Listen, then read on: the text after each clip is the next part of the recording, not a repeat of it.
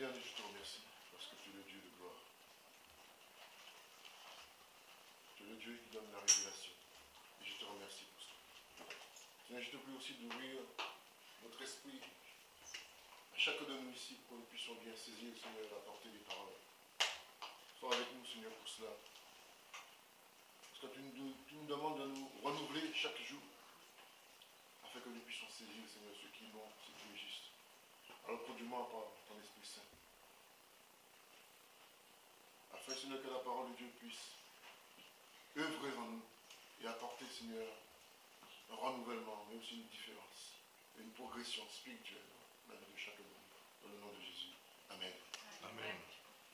Soyez bénis dans le nom de Jésus, soyez les bienvenus dans ce lieu. Amen. Amen. Frères et sœurs, ce n'est pas à dire que nous ne connaissons pas la parole de Dieu. Nous avons la Bible, nous la lisons, nous prospectons avec la Bible, nous prenons du temps. Il y a ceux qui commencent de la Genèse jusqu'à l'Apocalypse. Il y a ceux qui commencent de Matthieu jusqu'à l'Apocalypse, mais on lit la Bible. Donc, en lisant, on s'informe. On s'informe de ce qui est dit dans la Bible par rapport à notre situation, nous en tant qu'enfants de Dieu, nous en tant qu'hommes de Dieu. Et la Bible parle de tout. Il y a des choses parfois qui sont difficiles à comprendre, à saisir. Il y a des choses qui sont difficiles à accepter. Mais le but de Dieu, c'est quoi? Que ce soit difficile ou facile, c'est de nous amener à quoi? À la vie éternelle, le salut en Jésus-Christ. Car le salut est individuel. Chaque personne, on va dire, un peu, c'est chacun pour soi, par rapport à la Bible. Le salut est individuel. Et nous devons prendre conscience de cela. Mais nous devons en même temps, parallèlement, mettre nos efforts à pouvoir attirer à Dieu ceux qui se sont écartés, ceux qui ont lâché la main de Dieu. Parce que nous savons qu'un jour, tous nous passerons devant le tribunal de Christ.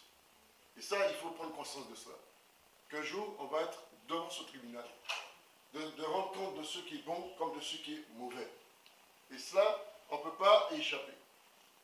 C'est biblique, c'est écrit.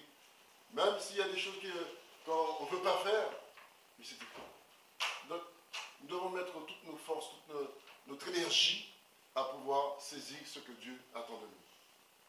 Si on prend par exemple ce texte dans Romains 13, 1, il dit que chacun se soumette aux autorités qui nous gouvernent. Car toute autorité vient de Dieu et celles qui existent ont été établies par Dieu.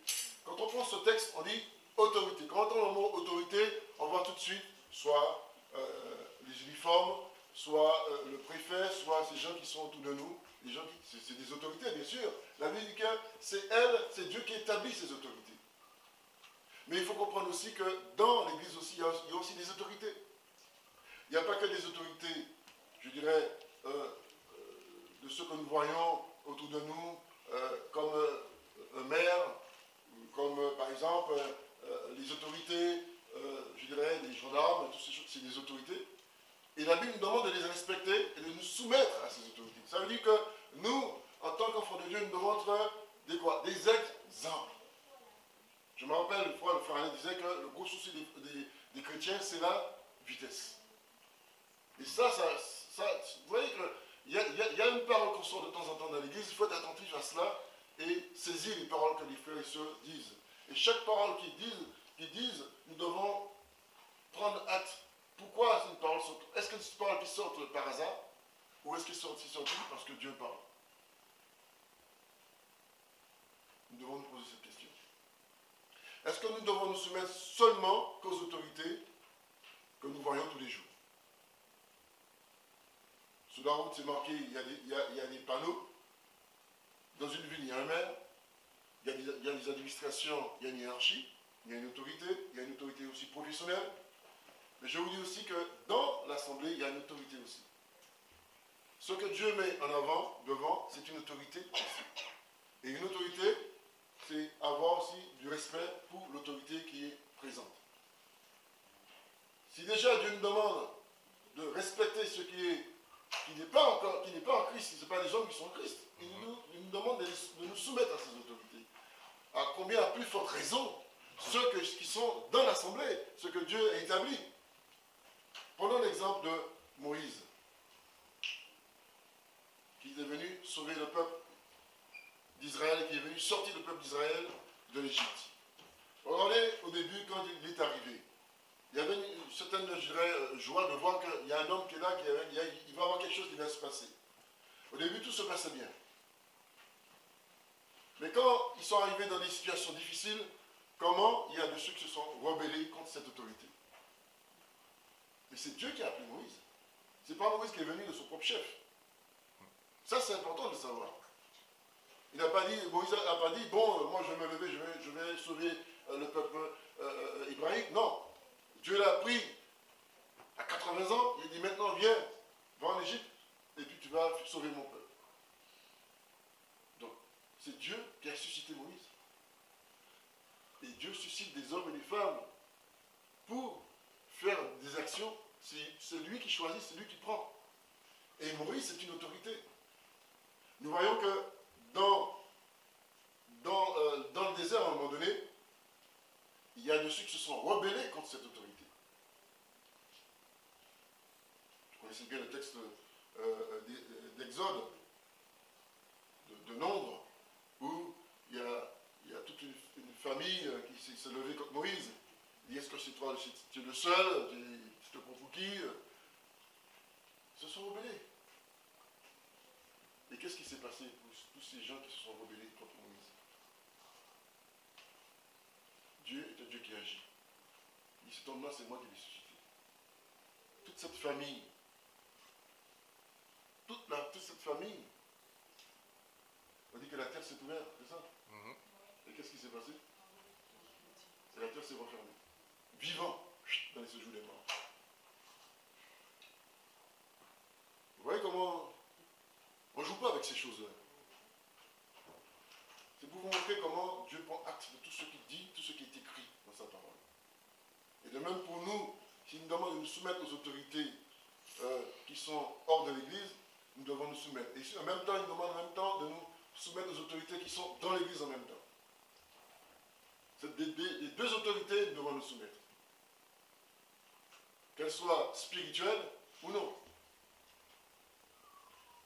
Par exemple, dans notre travail, il y a une autorité, on est soumis à cette autorité. Si ton responsable dit de faire ceci, de faire cela, tu le fais. Tu ne dois pas te rebeller, tu es obligé de le faire, parce que tu peux avoir un autre dossier. Et oui, et ça peut être encore plus grave aussi. Tu peux avoir une mise à pied conservatoire aussi, ça va aller loin cette affaire. Quand on fait des choses qui sont répréhensibles, nous devons faire attention. Et nous voyons Josué par la suite, dans le désordre. Il dit, nous allons de Jéricho, vous ne touchez à rien. Tout soit avoué par interdit. Il donne des ordres. Donc Moïse est une autorité. Dieu a dit, je vais t'élever au milieu de ce peuple.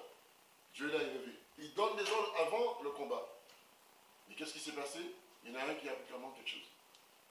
Qui a outrepassé cette autorité. Les ordres qui ont été donnés.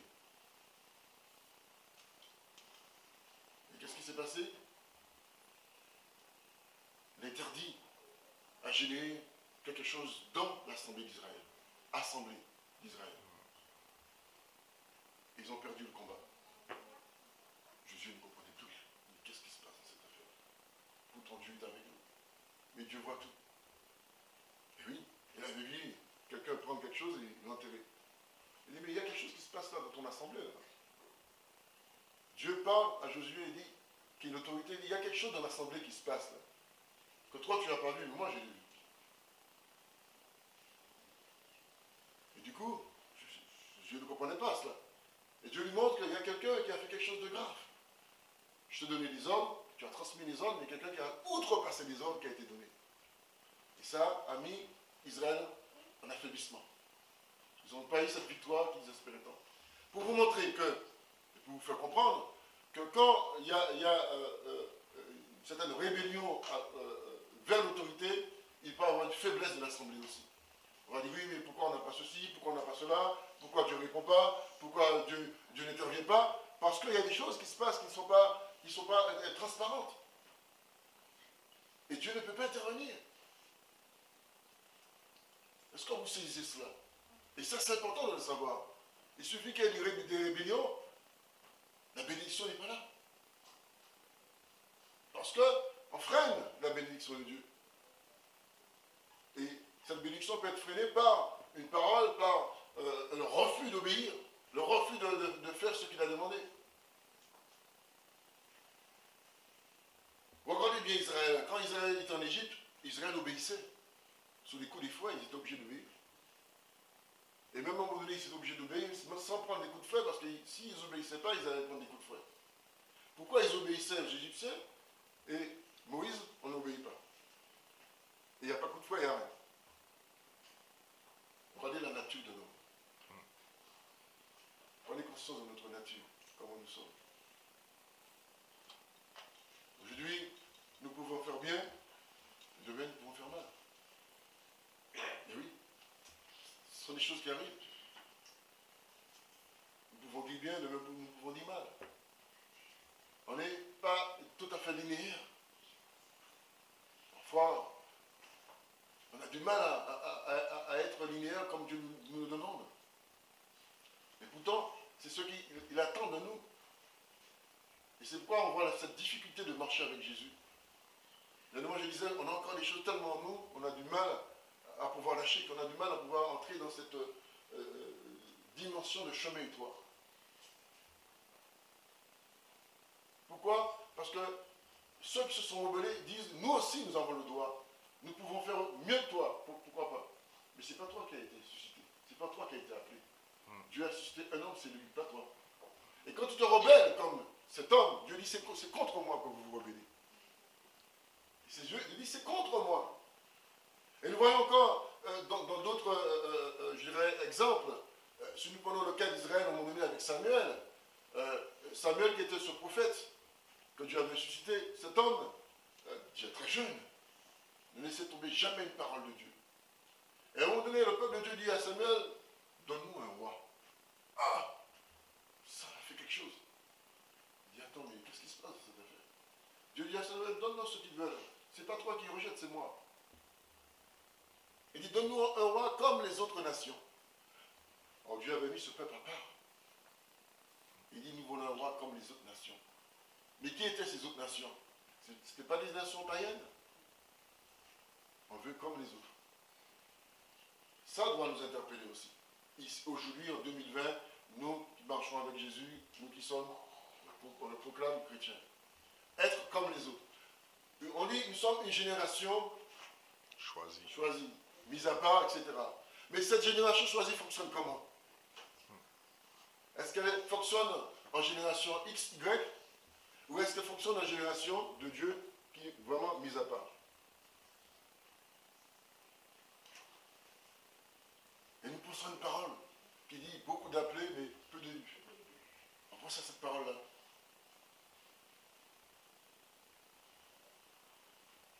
Donne-nous un roi comme les autres nations. Ça fait quelque chose au prophète, hein? Je laisse faire. Dieu dit, il faut les avertir ce que le roi va leur réclamer. Il dit, c'est pas un problème, nous on prend. Ils acceptent. Et ils vont obéir à ce roi. Alors qu'il y avait déjà une autorité qui était déjà là. Donc on change l'autorité pour avoir une autre autorité. Si nous pensons encore, nous avons dit que dans les temps qui sont à venir, on va choisir qui? Des hommes, des femmes, des personnes qui vont nous enseigner selon ce que nous on veut. On va les choisir, on va les dire, moi je veux telle personne, je veux te prendre, toi, viens, sois notre enseignant. Mais c'est eux qui choisissent. Ce n'est pas une autorité établie par Dieu. Donc c'est une autorité qu'ils feront avec. Ils feront ce qu'ils voudront avec. On va dire, écoute, aujourd'hui on t'a préparé un message, tiens, tu vas nous donner ça. Mais oui, c'est ça en fait. Mais oui. On a préparé un message, voilà, le message il est prêt. Hein. Tu n'as qu'à le lire et puis voilà. Après tout, c'est nous qui te donnons ce qu'il faut. Hein? Donc tu as intérêt à te soumettre à nous. Mais ça va se passer. Ça va exister. Prenons ce texte dans Hébreu. C'est juste pour mon petit... Il y a encore d'autres exemples hein, de la Bible qui parlent de ceux qui sont rebellés contre les autorités. Et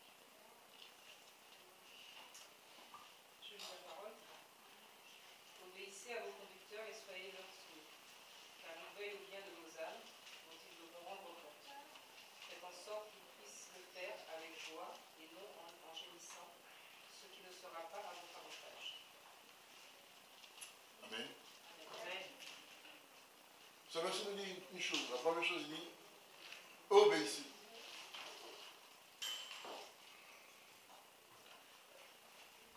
Obéissez à vos conducteurs. Mais regardez bien ce qu'il dit. Il ne dit pas obéissez au pasteur. Il ne dit pas obéissez aux prophètes. Il ne dit pas obéissez à quoi? Aux enseignants, à l'évangéliste. Mais il ne dit pas obéissez aux apôtres. Mais il dit à vos conducteurs. Une question. La sœur là qui est debout là, qui chante là, les sœurs là qui sont là, je vous pose une question. Est-ce que ce sont des conductrices ou pas? Mais oui, bien sûr. Là, debout là, qui chantent là. Les chantent là. Ce sont des conducteurs. Mais oui. On dit bien des conducteurs de louange. Oui, ce sont des conducteurs. Dès que quelqu'un se met devant là, et commence à parler, c'est quelqu'un qui conduit. Pas de manière systématique, mais c'est des conducteurs. Donc, le verset est significatif. Il dit conducteur. Mais c'est quoi un conducteur en fait? Mais un conducteur peut être... Qu'est-ce qui fait un conducteur? Quand vous allez en montagne, par exemple, visiter, il y a un conducteur. Si tu n'obéis pas à ce conducteur, qu'est-ce qui peut se passer pour toi? C'est le conducteur qui connaît l'endroit. Il est déjà passé, repassé plusieurs fois. Qui te dit, faites comme ça, tu dois suivre exactement ce qui te dit, ses indications. Tu ne dois pas te dérober à ce que lui te dit. Toi tu dis, bon je suis sportif, il n'y a pas de problème. Il dit non monsieur, écoutez bien ce que je vous dis, faites ce que je vous dis de faire. Il va dans votre vie. Obéissez à vos conducteurs. Mais on peut pousser encore plus loin. C'est quoi pour vous un conducteur? C'est quelqu'un qui dirige, par exemple. Quoi d'autre encore? Bien sûr, un guide. Voilà. Quoi d'autre encore? Bien sûr.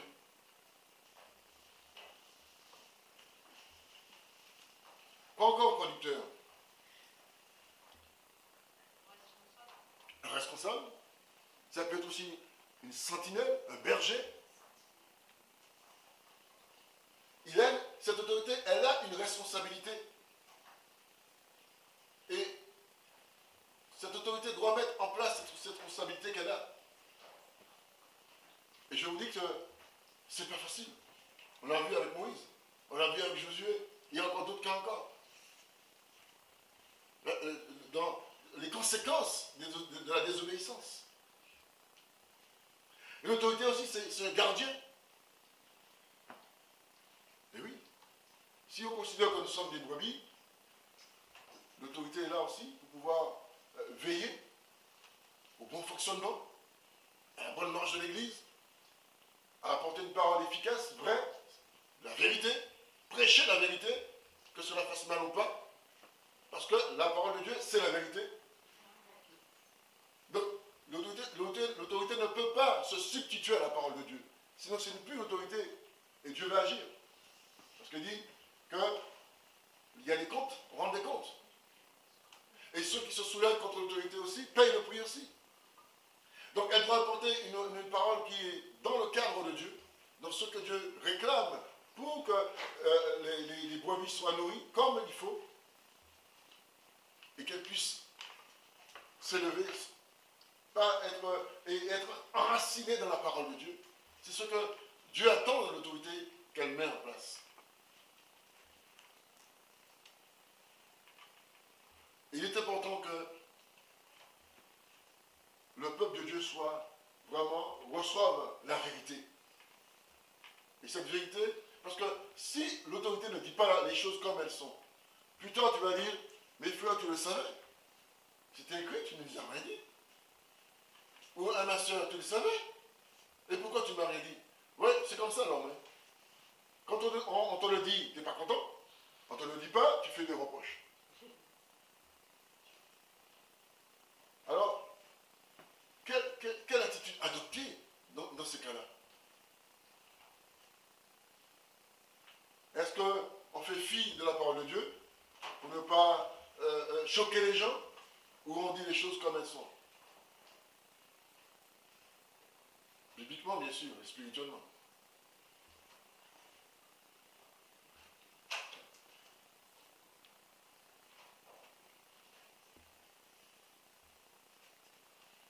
Obéissez à vos conducteurs et soumettez-vous à eux. Car ils veillent sur votre âme en hommes qui devront rendre des comptes. Cette autorité, elle a une responsabilité spirituelle pour chacun de nous ici présents. Quand l'autorité n'est pas présente dans ce lieu, l'autorité est chez elle, en train de prier, en train de quoi? De jeûner s'il faut, en train de crier à Dieu.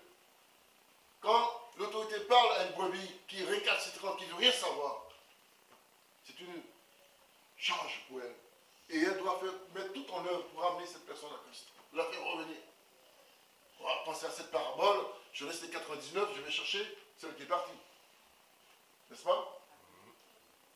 Donc vous voyez qu'il y a une charge qui pèse, qui est là. Une vision de 360 degrés, jour et nuit, 24 sur 24, tout le temps. C'est une charge qui n'est pas facile. Avec des personnes de différentes nations, de différentes, je dirais, d'origine, qui n'ont pas tout à fait les mêmes conceptions des choses. Mais Dieu dit, avec ces gens-là qui sont là, je vais faire un seul peuple, qui ait un même langage. C'est le but. C'est un langage unique. Donc, l'autorité a une charge spirituelle de chaque personne. Vous vous rendez compte que tu es chez toi et tu pries tu commences la première rangée, chaque personne, l'une après l'autre. Ça fait du temps de la prière. Et tu as encore des prières particulières pour des personnes qui sont difficiles. Il faut prier pour ces gens-là, pour que Dieu puisse les ramener à la raison.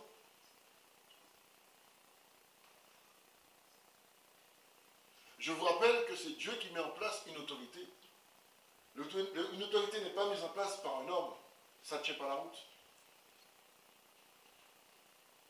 Et quand Dieu met l'autorité en place, Dieu donne les moyens de pouvoir tenir le peuple de Dieu en l'équipant spirituellement et avoir une vision spirituelle, aussi bien pour ceux qui sont âgés, moins âgés, pour les jeunes et pour les moins jeunes, pour les petits, donc je veux dire pour ceux qui sont tout jeunes, pas pour les moins jeunes. Les moins jeunes, ce sont ceux qui sont âgés. Et c'est cela qu'il faut comprendre. Donc, je vous disais qu'il y a une responsabilité. Et il vous demande de nous soumettre. Mais même temps, toi, qui te soumets à l'autorité, qui obéit, tu pries aussi pour l'autorité. Tu as une responsabilité aussi. Tu n'es pas là juste pour dire, d'accord, je vais obéir, mais tu dois aussi prier pour l'autorité. Parce que l'autorité a besoin de soutien spirituel. Et oui. Tu ne viens pas dire, bon voilà, bon, le frère il a dit ça, ou la soeur elle a dit ça. Oui. Mais elle a besoin d'aide. Qui n'a pas besoin d'aide? Qui se sent, moi je dis, quelqu'un qui dit, moi j'ai besoin de personne, tôt ou tard un jour tu auras besoin d'aide. C'est une question de temps. Et Dieu le permet. Soumettez-vous à eux. Car ils veillent sous votre âme en hommes qui devront rendre des comptes. Donc, il y a un gardien, sentinelle, on avait dit tout à l'heure, quelqu'un qui veille sur les âmes de tous ceux qui sont là. Ça vous montre quoi? Que l'église, ce n'est pas une petite affaire. On ne monte pas une église comme on a envie. On va dire, tiens, je vais faire une église. Fais-le. Mais tu dois rendre des comptes. Fais très attention à ce que tu fais. Si Dieu ne t'a pas établi, tu n'as pas mis en charge d'une assemblée, ne le fais pas. Si Dieu ne t'a pas appelé à être devant et à prêcher, ne le fais pas. Ne le fais pas. Et c'est ce qu'on voit aujourd'hui, des gens qui se lèvent. D'accord?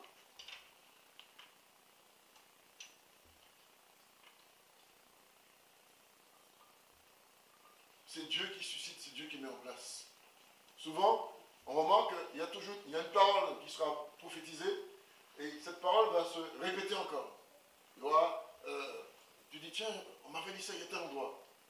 Et tu arrives dans un autre endroit, on ne te connaît même pas. Tu arrives, paf! Voilà. Et oui, moi j'ai dit ça. Et oui. Un frère qui viendra, par exemple, je dis n'importe quoi, de Chine, qui viendra ici prêcher, Et tout d'un coup, il va sauter une parole pour une personne qui est ici. Mais toi, tu sauras que c'est pour toi cette parole. Dieu va encore confirmer. Donc, il n'y a pas de hasard avec Dieu. Il confirme, il dit, voilà, cette personne, je l'ai choisie. Et je vous dis que tu peux te lever et faire ton assemblée, c'est pas un problème. Mais Dieu n'est pas dans cette affaire-là. Donc, il faut faire attention. Parce que tu as une responsabilité spirituelle envers les brebis qui sont dans l'assemblée. Chaque personne. Parce que quand arrivent des problèmes, quand quelqu'un a un problème, comment tu vas réagir? Qu'est-ce que tu vas faire? Est-ce que tu vas te défiler? C'est pas le mercenaire qui fait ça. Il ne parle pas de ça dans la Bible, les mercenaires. Ils se débinent. Il dit, ah non, tu te débrouilles, c'est pas mon problème. Hein. Moi, je vous ai rien demandé. Hein. Quand il y aura des problèmes, quand il y a des situations difficiles, comment? Qu'est-ce qu'il faudra faire? Une famille qui a, je dirais, qui est en difficulté. L'église, ce n'est pas seulement quand on vient, on s'assoit et on écoute, mais il y a des problèmes existants. Je reviens à ce que disait le frère. Bien sûr, il peut y avoir des souffrances existantes, je parlais de désobéissance, sans que cette personne soit aussi dans la désobéissance.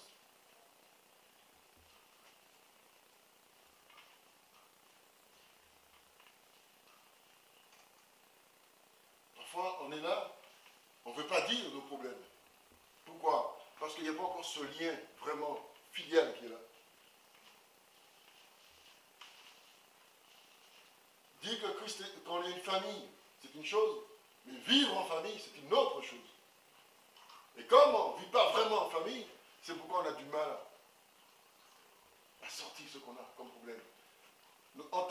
Si vraiment on était dans cette famille, comme on le désire, comme on le veut, ce serait de facto, on dit, frère, j'ai un problème. Et l'église se lève et prie. Regardez sur le témoignage tout à l'heure. Et cette pensée, c'est quoi? C'est unité. On prie ensemble parce qu'on est dans l'unité. Et Dieu agit. Dieu se glorifie. Et Dieu bénit parce qu'il fait tomber la pluie. C'est un signe de bénédiction. La pluie de l'arrière-saison. C'est la bénédiction qu'il donne. Mais je ne sais pas si vous avez vraiment suivi le témoignage qui a été dit tout à l'heure. Il y a des choses qui ont été dites. Il y a des mots qui ont été dit. Il faut faire attention à cela quand les frères et sœurs témoignent.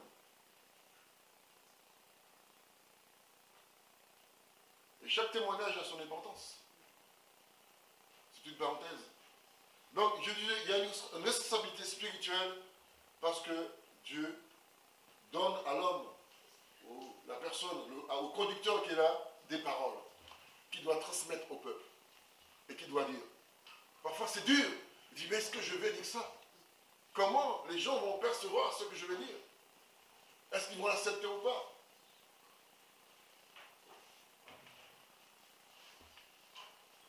Prenez le cas du prophète Jérémie. Quand Dieu lui dit, va et parle à ce peuple. Vous voyez comment Jérémie avait la difficulté au début de parler? Parce que c'était difficile pour lui de parler à ce peuple. Parce qu'il connaissait le peuple. Et il savait qu'en disant certaines paroles, ils auront du mal à accepter ces paroles. Ils doivent rendre des comptes. Je disais tout à l'heure qu'un jour, nous serons devant le tribunal. Et rendre compte de ce que nous avons fait sur cette terre, des choses bonnes comme mauvaises. Chacun de nous. C'est pourquoi il est temps encore de changer d'attitude, de reprendre ce bon chemin étroit, parce que c'est un bon chemin, c'est pas un mauvais chemin, c'est un très bon chemin. Et faire ce que Dieu nous demande. Et sortir des habitudes qu'on garde. Parce que les habitudes qu'on garde ne changent pas nos attitudes. On est toujours dans notre train-train. Tous rendront compte. Et ce n'est pas ceux qui ne connaissent pas Christ, ce sont ceux d'abord qui connaissent Jésus. Bien oui. D'abord. Parler, c'est une chose, agir, c'est une autre chose. Critiquer, c'est une chose, mais agir, faire des choses bonnes, c'est une autre chose.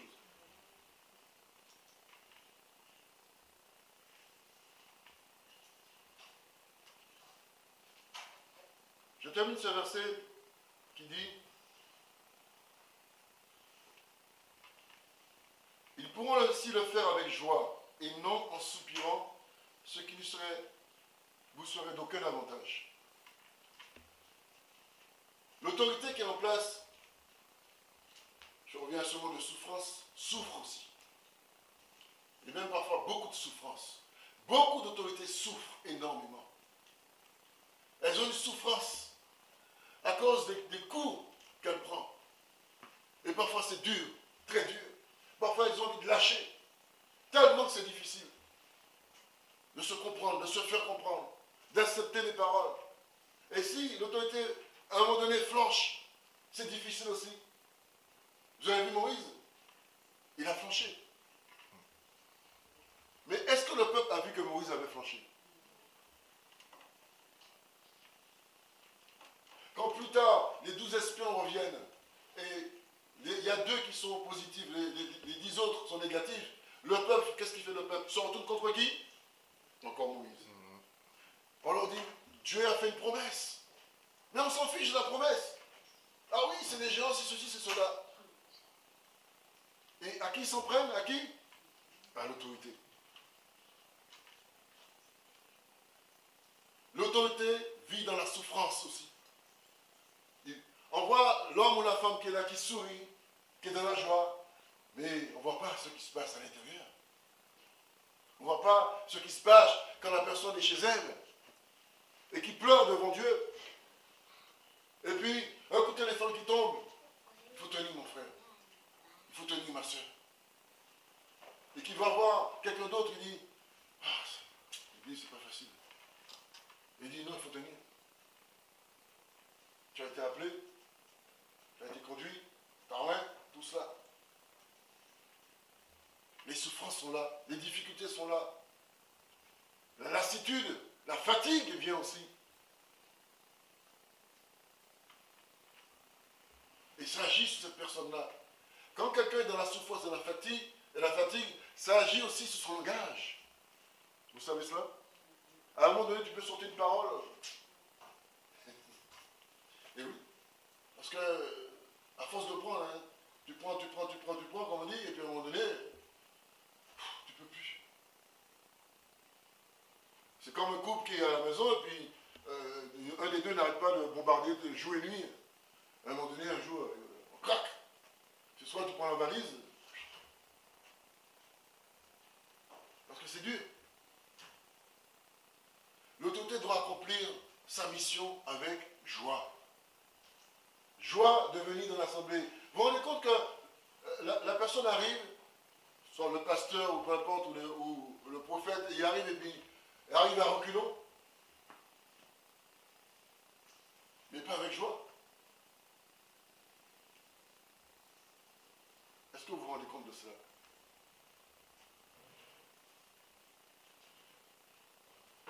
Et puis on va voir ce qu'il va dire aujourd'hui. On va voir ce qu'il va dire aujourd'hui. Parfois, est-ce qu'on vit avec dans cet esprit-là? Capter une parole, capter quelque chose, pour pouvoir dire, ah, je le savais.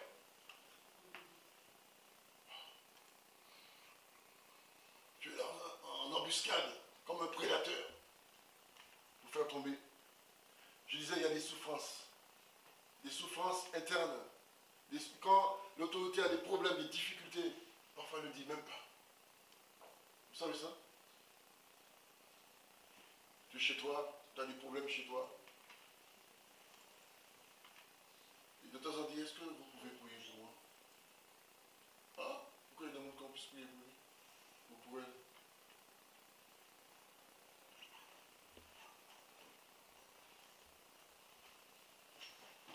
L'église, c'est une charge. C'est gérer des hommes et des femmes difficiles parfois ou faciles parfois. Je vous dis, quand on rentre dans le concept libre en Christ, on a une autre vision des choses. La notion de liberté ne dépend pas du fait qu'on est en Jésus, mais du fait qu'on accepte ce qui est écrit dans cette parole, dans la Bible, et qu'on la tient pour nous. Et qu'on pense aussi à ceux qui sont autour de nous. Ce n'est pas une notion de liberté. Ah, je suis libre. Mais si on regarde bien encore, tu as encore des liens. Et tu dis que tu es libre. La liberté, c'est accepter, c'est prendre conscience, prendre acte. La soeur disait tout à l'heure une parole. C'est s'exhorter, un truc comme ça, il disait. S'encourager. Ça aussi, c'est important. L'autorité doit venir avec joie. Faire l'œuvre de Dieu dans la joie. Pas dans les souffrances, pas en suppliant. Pas chaque fois en criant, en demandant, en cherchant, en prenant le téléphone, en demandant est-ce qu'il y a quelqu'un, il n'y a personne, il n'y a pas quelqu'un qui veut faire quelque chose pour cela. Est-ce qu'il n'y a pas quelqu'un qui veut faire ceci ou cela? C'est chercher tout le temps, tout le temps, tout le temps, tout le temps. Demander, redemander. Et à un moment donné, on doit prendre ses responsabilités. Dire, je sais comment il faut faire, je vais le faire, mon frère ou ma soeur. Et le faire avec joie. Et toi-même qui es dans le service, tu dois le faire aussi avec joie. La joie du service. Comme l'autorité a la joie, c'est du service.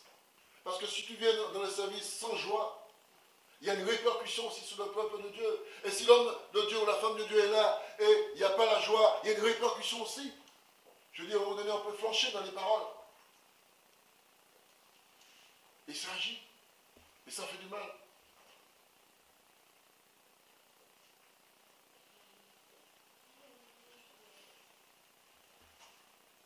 La Bible dit qu'ils sont responsables, du moins, les hommes ou l'autorité, elle est responsable de nos âmes.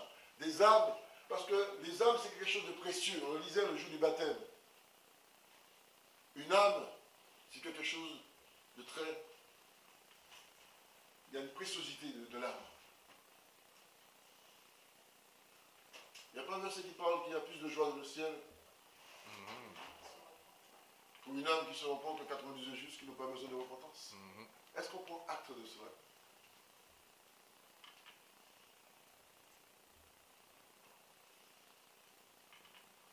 Ils doivent rendre compte. Dieu demandera des comptes. C'est pourquoi il dit, ne soyez pas nombreux à prêcher. Ne soyez pas nombreux à vous mettre là devant. Là. Surtout quand tu n'as pas été appelé. C'est encore plus chaud. Quoi. Soyez pas nombreux. Et oui. Mais il y a des moments où je pense à cela. Je dis, mais cette affaire-là, c'est chaud quand même. Quand je me pose la question, je suis dans cette situation. C'est dur. Je dis, ils seront jugés plus sévèrement. Plus sévèrement. C'est pas dur cette affaire. C'est pourquoi il est d'importance pour être dans la ligne droite de Dieu. Dans la vérité de Dieu. Celui-là va dire, mais frère, pourquoi tu ne fais pas ceci? Celui-là va dire, mais frère, pourquoi tu ne fais pas comme ça? Celui-là va dire, oui, mais ce sera mieux de faire comme ça. Mais il dit, mais qu'est-ce qu'il me dit Dieu? Non, tu feras comme ça. Vous voyez? S'il se laisse dire, bon, d'accord, on va faire comme ça, Dieu dit, mais je t'avais dit de faire comme ça. Et tu as fait comment? Selon le peuple. Et il paie les conséquences. Et ça devient difficile. La Bible dit que ce qui ne serait aucun avantage pour eux de faire le service avec lassitude, tu le fais parce qu'il faut le faire et tu n'es pas bien. Mais quand tu fais le service avec joie, il y a une bénédiction qui arrive, l'Esprit de Dieu agit. Et oui, il y a quelque chose qui se passe, il y a des choses qui se passent. Il y a des bénédictions, il y a des délivrances. Il y a une belle manifestation de l'esprit. Les foyers sont bénis. Parce qu'il y a l'obéissance. Parce qu'il y a la soumission. Même si c'est contraignant pour toi. Parce que l'obéissance, il y a beaucoup d'avantages dans l'obéissance. Mais c'est contraignant, c'est vrai. Mais il y a des avantages. Et quand on prie pour quelqu'un qui dit, tiens, j'ai besoin d'un emploi, la chose arrive. Tu agis. On le voit avec les apôtres. L'église était bénie et c'est Dieu qui rajoutait. Parce que tout le monde était soumis aux apôtres. On écoutait ce que disaient les apôtres, on se soumettait à ce que disaient les apôtres et ça fonctionnait. Et il y a des miracles et des prodiges qui se manifestaient. Et le peuple était heureux. Ils apportaient, leur cœur était ouvert. On ne cachait pas, on donnait. Tellement on était content, tellement on était heureux d'être ensemble. Dieu manifestait sa gloire. Parce que tout le monde était soumis. L'obéissance était là, la joie était là.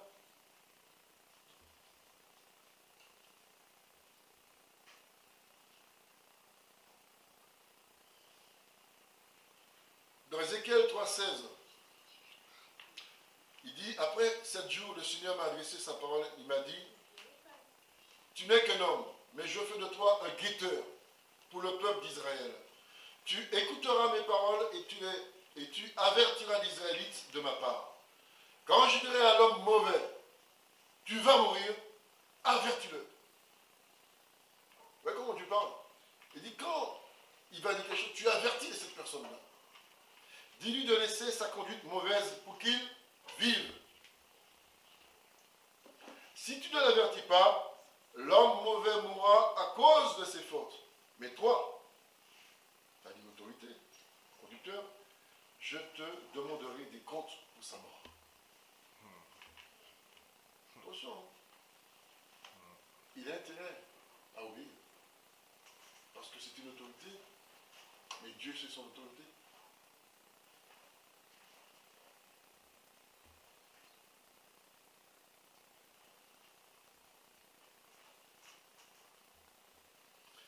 Voici ce qui peut arriver.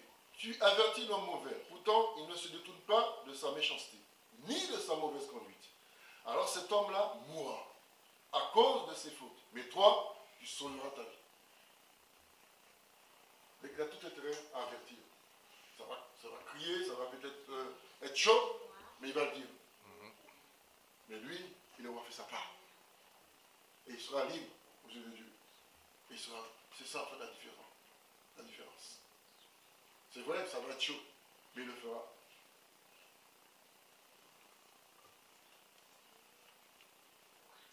Rappelez-vous, dans Luc 7,8, le centurion, qui vient voir Jésus parce que son serviteur était malade. Il dit à Jésus, dis un mot. Vous montrez, cet homme était une autorité. Il dit, moi qui ai des serviteurs à mes ordres, je suis soumis aussi à une autorité. Et il dit à Jésus, dis un mot, parce qu'il reconnaît à Jésus une autorité. Il dit, dis un mot. Moi je me soumets. Et mon serviteur sera guéri. Et pourtant c'est une autorité ce gars-là. Et c'est quoi? C'est un païen, c'est un romain. C'est pas un juif. Et qu'est-ce qui se passe? Jésus est resté. Dieu, il n'a jamais vu encore. Si bonne foi. Dis un mot. Moi, si j'ai des hommes sous ma responsabilité et ils m'obéissent, mais toi, tu vas dire quelque chose, je t'obéis. C'est ça en fait. Obéir quand toi, tu as une entreprise et tu as des hommes et des femmes sous ton autorité. Tu donnes des ordres, tu es directeur de ton entreprise et tu viens dans ce lieu-là, l'autorité qui est là te donne des ordres et tu obéis. Tu es béni. Mais oui.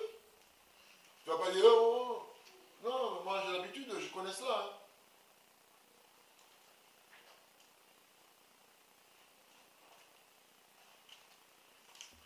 Dieu donne des avertissements à ceux qui sont des conducteurs. Par exemple, dans Acte 20-28, il dit, faites attention à vous-même et à tout le troupeau que l'Esprit Saint vous a donné à garder. Prenez soin de l'Église de Dieu. Il a donné son sang pour la sauver.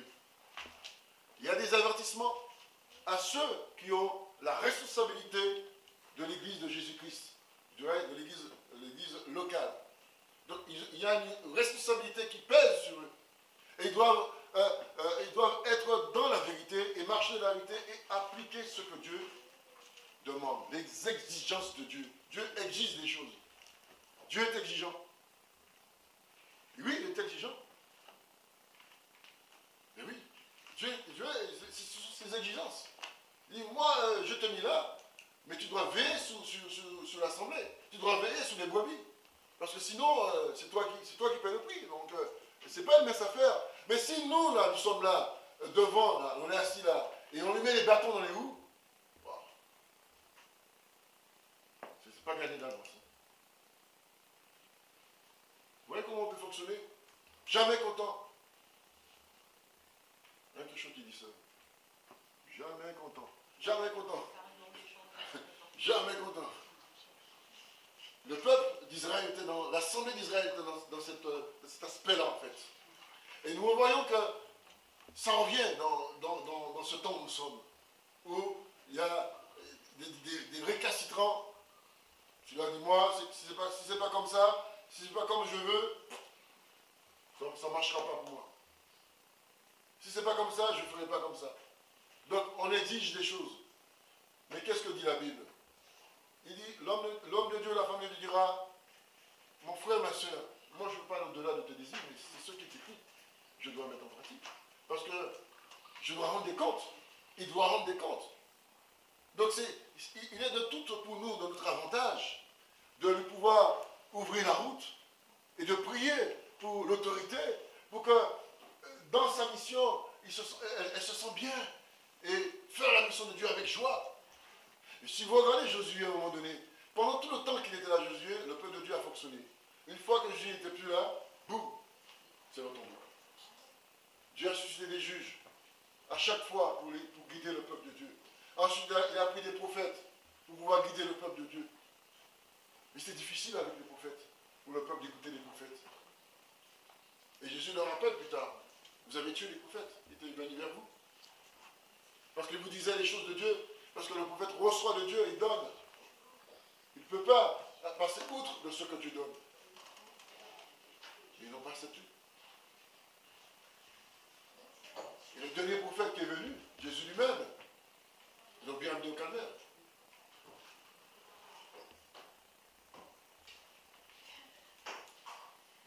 Il était aussi prophète. Jean le Baptiseur était aussi prophète.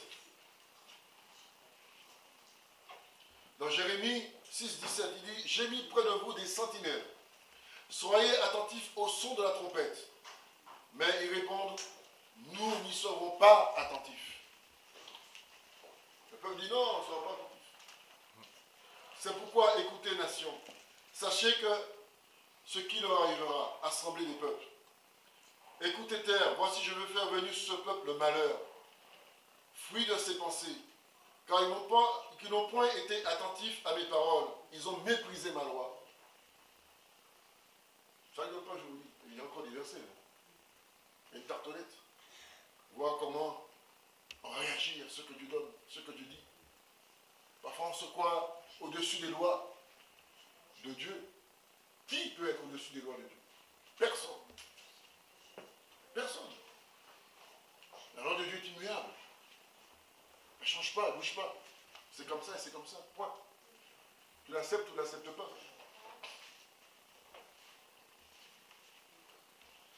Et c'est pourquoi Moïse lui-même, à un moment donné, quand il quittait, parce qu'il savait qu'il allait partir dans Deutéronome, il disait, il a exhorté le peuple à obéir aux lois de Dieu. Il dit, comme je vous ai prescrit.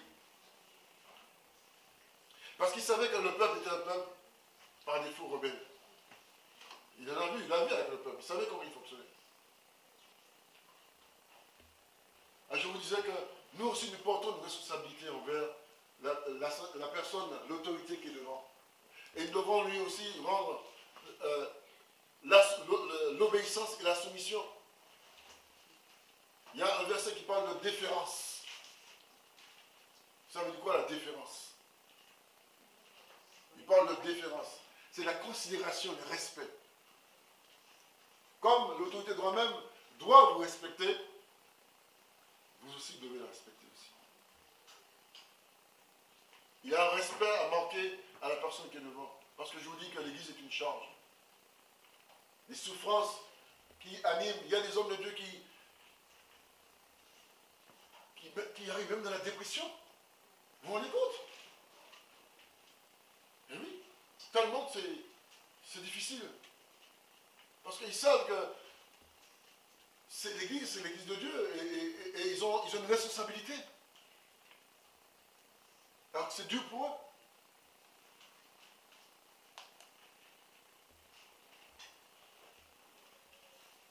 Quand tu écoutes, quand tu te soumets à l'autorité, tu es quelqu'un qui bâtit sur le roc. Quand tu te soumets, quand tu fais ce qu'on te demande, tu bâtis sur le roc. Et Dieu t'élève.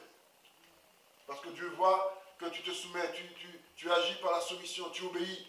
Même parfois ça te coûte, même parfois tu dis, bon, tu vois que ce n'est pas tellement dans tes accords, mais tu le fais. Alors, il y a une bénédiction qui est pour toi.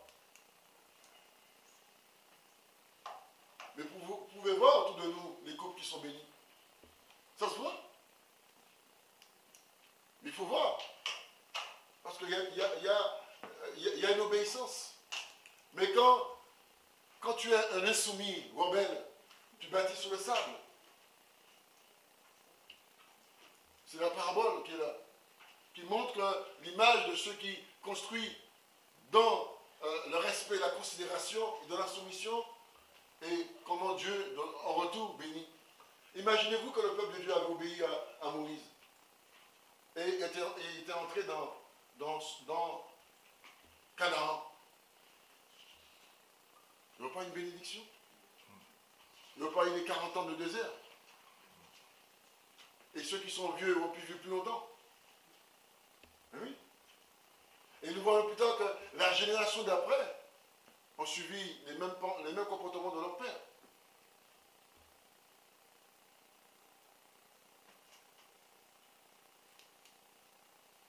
Ruben, qui était l'aîné de Jacob, qu'est-ce qu'il a fait? Ruben, le premier fils de Jacob, qu'est-ce qu'il a fait?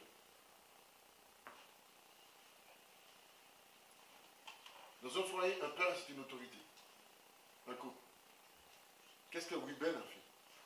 Il n'a pas couché avec Bila, la concubine de son père. Son père l'a réuni. Mais le jour où son père allait partir, qu'est-ce qu'il a? Il a prophétisé sur lui. Il dit, tu n'auras pas la prééminence. Non. Tu n'auras pas. Mais qui l'a eu?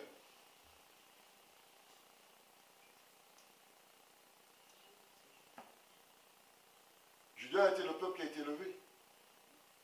Il a donné à Joseph, mais c'est Judas qui a été le peuple qui a été élevé.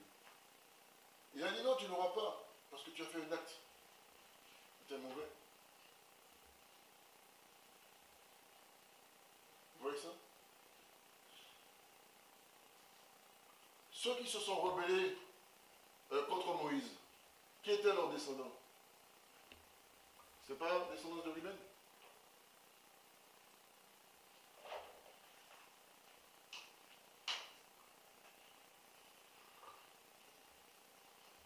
Vous voyez les choses? Quand toi, tu te rebelles, tu génères des rébellions, des petits rebelles derrière toi. Tu enfantes des petits rebelles. Mais quand toi, tu obéis, tu enfantes des enfants obéissants. Tu génères une bénédiction derrière toi. Parfois, on dit tel père, tel fils. Et c'est important ce que je vous dis là.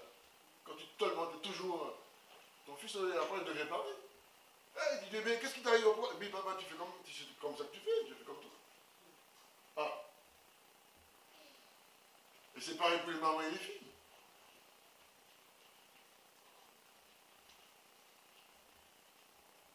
Frères et sœurs, nous avons une responsabilité envers la personne qui est devant.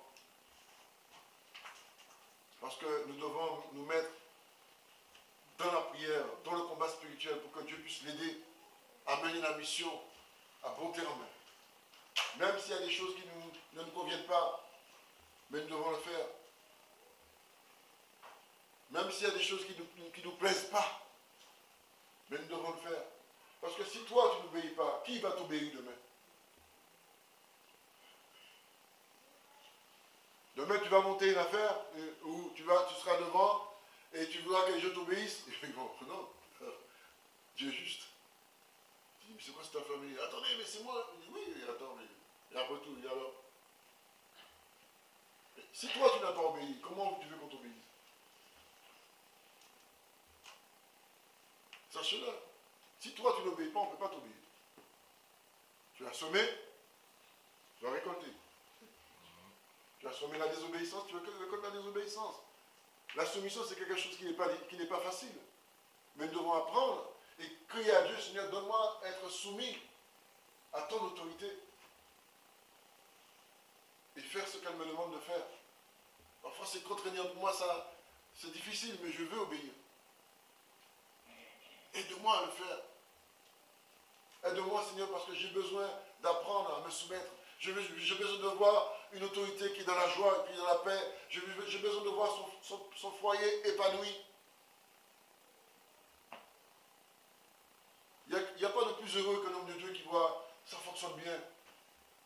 Et que les gens sont là et ça fonctionne. Chacun connaît ce qu'il faut faire. Il n'y a pas tout le temps à râler, à crier. C'est pas bon. À faire confiance. C'est ce qui est important. La confiance. À faire confiance à ceux qui sont autour de toi. À lâcher prise. Dire non, je dois faire confiance. Ça, c'est important.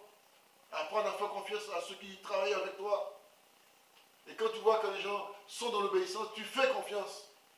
Mais quand tu sens que c'est pas bien calé, c'est difficile. Si demain, on est là, on dit, bon, il n'y a personne, on arrive, il n'y a pas l'autorité, qui va faire le culte? Mais Dieu va susciter quelqu'un pour le faire. Et quand Dieu va susciter cette personne, ce sera sûrement une personne que Dieu lui-même a déjà désignée. Oui. C'est important de faire confiance, d'avoir la confiance. On dit, moi, Ange est là, je fais confiance à Ange. Je sais que ce gars-là, comme il est. Tu connais ses points forts, ses points faibles. Mais tu dis, je peux le faire confiance. Je n'ai jamais entendu ça. Je peux le faire confiance. Je sais, je peux le faire confiance. Quand tu lui demandes quelque chose, il le fait. Et ça, c'est important. Tu dis, au moins, je peux compter sur lui. Donc, tu pars le cœur en paix. Mais tu ne pars pas avec un cœur qui est lourd. Je vais terminer parce que là, oui. Il y a encore cette scène. Pour terminer, Jésus a choisi 12 hommes sur lesquels il a bâti. Il a pris ensuite, Pierre, il a dit, il a pris un homme, Dieu construit avec les hommes. Il a dit, tu es Pierre, sous toi, je bâtirai mon église. Donc il dit, toi, tu seras une autorité. Tu vas bâtir mon église. C'est toi que je vais prendre. Mais en même temps, c'est Jésus qui est derrière tout ça. Et Pierre fait ce que Jésus lui demande de faire. Et on va voir par la suite les prédications de Pierre. Wow. 3000 personnes. C'est comme si c'était toute Breteuil entier. Vous vous rendez compte? Demain matin, une prédication, puis Breteuil arrive ici. Tout Breteuil arrive ici.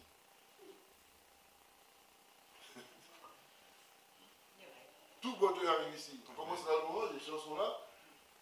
On voit la porte qui s'ouvre. Une, deux, et attends, qu'est-ce qui se passe là? Les jeunes familles, ça arrive, ça arrive, ça arrive, ça arrive, ça arrive. Et le groupe de non, c'est plus sommet. Parce que ça pousse. Mais il y a une vision beaucoup plus profonde. Amen, amen. Ah, tiens donc. Amen. Comme l'un ou l'autre. On va se lever, frères et sœurs.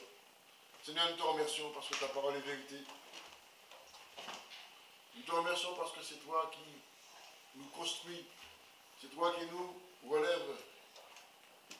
Nous voulons croire, Jésus, que tu es celui qui amène les hommes et les femmes à un changement dans leur vie. Obéir, Seigneur, c'est ce que tu nous réclames. Aimer, c'est ce que tu nous réclames. Pardonner, c'est ce que tu nous réclames. Confesser, c'est ce que tu nous réclames. La repentance, c'est ce que tu nous demandes. Toutes ces choses, Seigneur, ça devient souvent dans les messages. Se soumettre, c'est ce que tu nous demandes. Seigneur, nous voulons reconnaître, Seigneur, que nous avons encore des difficultés à faire ce que toi tu nous réclames. Nous voulons reconnaître, Seigneur, que bien souvent nous sommes opposés à l'autorité. Nous sommes opposés de manière, Seigneur, claire. Mais nous voulons, Seigneur, plus être dans ce comportement. Apprends-nous, Seigneur, à nous soumettre. Comme toi, Jésus lui-même était soumis au Père. Il a donné le bon exemple. Jésus, le divin modèle, nous a montré comment il faisait tout ce que le Père lui demandait de faire. Il a dit lui-même, je fais ce que le Père me demande de faire. Nous pouvons dire, je fais ce que le frère me demande de faire. Je fais ce que la soeur me demande de faire. C'est ça la différence. C'est là où nous sommes engagés sur un chemin mouvant. Donne-nous à revenir sur le chemin de la vérité, de la vie. Afin, Seigneur, que nous ne puissions pas tomber dans les défaillances, dans les soucis, dans des situations difficiles. Jésus, je te prie de bénir nos frères et sœurs présents, renouvelle-les, visite-les, afin qu'eux-mêmes puissent prendre conscience que chacun de nous portons une responsabilité Que ce soit l'autorité qui est devant, mais que ce soit ceux qui sont aussi qui sont dans l'assemblée, que ce soit ici les brebis. Tous nous avons cette responsabilité. Seigneur, je te prie de nous conduire à prendre acte dans nos actions, dans nos vies, dans nos pensées, dans nos paroles, dans nos relations. Pour que nous ne puissions pas avoir, Seigneur, un zèle amer, mais que nous puissions être de zèle de joie pour toi. Et dire, le zèle de ta maison me dévore. Le zèle de ta maison me dévore. Merci Seigneur. Je bénis cette assemblée. Au nom puissant de Jésus, je bénis Seigneur ton serviteur, son épouse, son ministère, au nom puissant de Jésus. Amen. Amen. Je vais laisser la place à vos frères.